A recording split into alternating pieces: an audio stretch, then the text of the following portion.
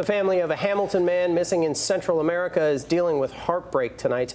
They're still in Panama searching for the missing man and one of his young children, but they're now also planning for the funeral of his other child, an infant. Al Sweeney is following the story for us tonight and joins us live with the latest. Al.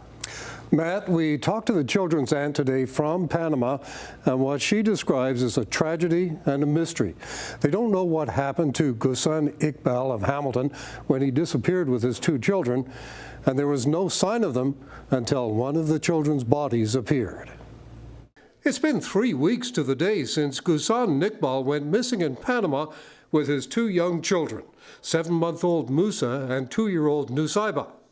Iqbal studied at McMaster and lived on the Hamilton Mountain before moving to Central America with his Panamanian wife. But he and his children disappeared 3 weeks ago. The family was preparing today for the funeral of the youngest, Musa, whose body was found along a local river. We all were just hoping and praying that it wasn't baby Musa. Obviously, it's heartbreaking that a baby was found in the river, but just hoping, it wasn't ours. DNA confirmed the child was Musa, but the aunt says they don't know the cause of death with no signs of trauma, and there's still no sign of the father and his daughter. The baby was found in the banks of the river that was searched multiple times. We assume something happened, ended up in the river and washed up to shore. They was searched multiple times. They're back at the site searching again to see, if there's any site of Ghussan or Nousaybah, but there's nothing to date that we've heard of. Nagam and Ghussan's brother Sulman have been searching in Panama since Iqbal went missing with his children.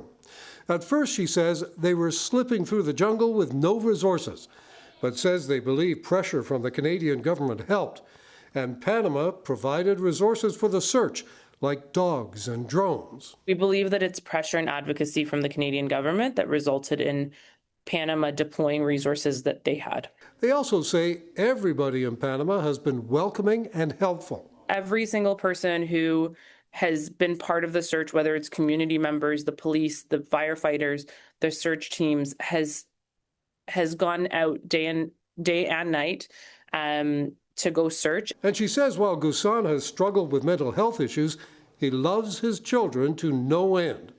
But there's still no sign of Ghussan and his child, and no explanation of what happened as the family prepared today for a funeral.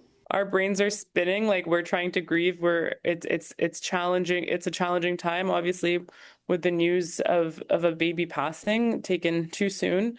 But at the same time, we're just so confused, and we're so, we're not sure what to make of what's happening, and we're just hoping that Nousaybah and Ghussan are out there and well, and that we can find them. Nagam and her husband are planning to fly home to Hamilton to be with their family here, leaving a local lawyer in Panama to direct the search. And they're planning prayers for the family Sunday at the Mountain Mosque. A statement from the federal government's global affairs late today says Canada is deeply saddened by the death of the child. It says Canadian consular officials are engaged with local authorities in Panama and assisting the family.